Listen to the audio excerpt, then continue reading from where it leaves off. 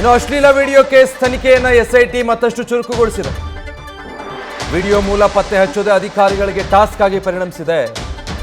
Video ಮೂಲ ಪತ್ತೆಯಾಗದಿದ್ರೆ ತನಿಖೆ ಇನ್ನು ವಿಳಂಬ ಆಗೋ ಸಾಧ್ಯತೆ ಇದೆ. ಸೊ ಈಗ ಎಸ್ಐಟಿ ಮುಂದಿದೆ 2 ಚಾಲೆಂಜಿಂಗ್ ಟಾಸ್ಕ್ಗಳು. ಒಂದು ಪೆನ್ ಡ್ರೈವ್ ವಿಡಿಯೋ ಕಾಪಿಯಾದ ಮೂಲ ಅಲ್ಲಿ ಎಲ್ಲಿಂದ ಅಂತ ಹುಡುಕಬೇಕು. ಆಮೇಲೆ ಅದು ಅಸಲಿನ ನಕಲಿನ ಅಂತ FSL ವರದಿ ಬರೋವರೆಗೆ ಕಾಯಬೇಕು. 2 ಚಾಲೆಂಜಸ್ ಸದ್ಯ ಎಸ್ಐಟಿಗೆ ಇರುತ್ತೆ.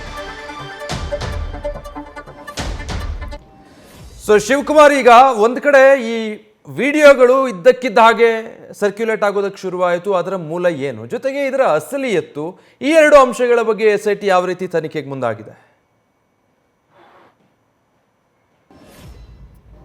ಪ್ರಕರಣವನ್ನು ತನಿಖೆ ಕೈಗೊಂಡಿರುವಂತಹ ಎಸ್ಐಟಿ ಅಧಿಕಾರಿಗಳಿಗೆ 2 ಚಾಲೆಂಜ್ ಇರುವಂಥದ್ದು. ಮೊದಲನೇದಾಗಿ ವಿಡಿಯೋ ಅಸಲಿನ ನಕಲಿನ ಅಂತೇಳಿ, ಅಂದ್ರೆ ವಿಡಿಯೋ ಅಸಲಿನೇ ಆದ್ರೆ ಅದರ ಮೂಲ ಯಾವುದು ಅಂತೇಳಿ ಪತ್ತೆ ಹಚ್ಚಬೇಕಾಗುತ್ತೆ. ಅಂದ್ರೆ ಈ ಪ್ರಕರಣದಲ್ಲಿ ಎಲ್ಲೂ ಕೂಡ ಯಾರಾದ್ರೂ ಮೊಬೈಲ್ನಿಂದ ಮೊಬೈಲ್ಗೆ ಶೇರ್ ಮಾಡಿಲ್ಲ. ಆರೋಪ ಕೇಳಿ ಬರ್ತಾ ಇರುವಂಥದ್ದು ಅಶ್ಲೀಲ ವಿಡಿಯೋಗಳನ್ನ ಪೆನ್ ಡ್ರೈವ್ಗೆ ಕಾಪಿ ಮಾಡಿ ಅದು ಸಾವಿರಾರು ಜನಕ್ಕೆ ಹಂಚಿದ್ದಾರೆ. ಅಂದ್ರೆ ಸಾವಿರಾರು ಕಾಪಿಗಳನ್ನ ಮಾಡಿಕೊಂಡು ಅದನ್ನ ಸಾರ್ವಜನಿಕರಿಗೆ ಹಂಚಿದ್ದಾರೆ. ಜೊತೆಗೆ ಜನರು ಸೇರುವಂತಹ ಸ್ಥಳಗಳಲ್ಲಿ ಪೆನ್ ಡ್ರೈವ್ಗಳನ್ನ ಎಸ್ತು ಹೋಗಿದ್ದಾರೆ ಅನ್ನೋ ಆರೋಪವನ್ನು ಮಾಡ್ತಿರುವಂಥದ್ದು. ಮೊದಲಿಗೆ ವಿಡಿಯೋ ಅಸಲಿನ ನಕಲಿನ ಅನ್ನೋದನ್ನ ಎಸ್ಐಟಿ ಅಧಿಕಾರಿಗಳು ಕಂಡುಕೊಳ್ಳಿಕ್ಕೆ ಮುಂದಾಗಿರುವಂಥದ್ದು. ಸದ್ಯ ಈಗ ಆಲ್ರೆಡಿ ಸುಮಾರು 5-6 ವಿಡಿಯೋಗಳು ಜೊತೆಗೆ 80ರಿಂದ 85 ಫೋಟೋಗಳು ಸೇರಿದಂತೆ ಸುಮಾರು 90ರಿಂದ 95 ಕ್ಲಿಪ್ಪಿಂಗ್ಸ್ ಗಳನ್ನ ಎಸ್ಐಟಿ ಅಧಿಕಾರಿಗಳು FSLಗೆ ಕಳಿಸಿರುವಂಥದ್ದು.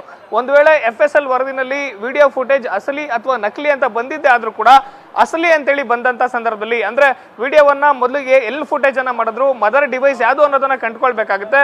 ನಕಲಿ ಅಂತೇಳಿ ಬಂದಂತ ಸಂದರ್ಭದಲ್ಲಿ ಫೋಟೋಗಳನ್ನ ಮಾರ್ಫ್ ಮಾಡಿದಂಥವ್ರು ಯಾರು, ಜೊತೆಗೆ ಸಂತ್ರಸ್ತರು ಯಾರ್ಯಾರಿದ್ದಾರೆ, ಇವ್ರ ವಿಡಿಯೋಗಳನ್ನೆಲ್ಲ ಹೇಗೆ ಇವ್ರು ಬಳಸ್ಕೊಂಡು, ಜೊತೆಗೆ ಅಸಲಿ ಆದ್ರೂ ಕೂಡ ಅದರ ಮದರ್ ಡಿವೈಸ್ ಅನ್ನ ಕಂಡುಹಿಡಿಯಬೇಕಾಗುತ್ತೆ. ಜೊತೆಗೆ ಒಂದ್ ವೇಳೆ ನಕಲಿ ಆದ್ರೂ ಕೂಡ ಫೋಟೋಗಳನ್ನ ಮಾರ್ಫ್ ಮಾಡಿದಂತ ಮದರ್ ಡಿವೈಸ್ ಅನ್ನ ಕಂಡುಹಿಡಿಯಬೇಕಾಗುತ್ತೆ. ಸದ್ಯ ಎಸ್ಐಟಿ ಅಧಿಕಾರಿಗಳು FSL ವರದಿಗಾಗಿ ಕಾಯ್ತಿರುವಂತದ್ದು. Vijay, okay, thank you Shivakumar.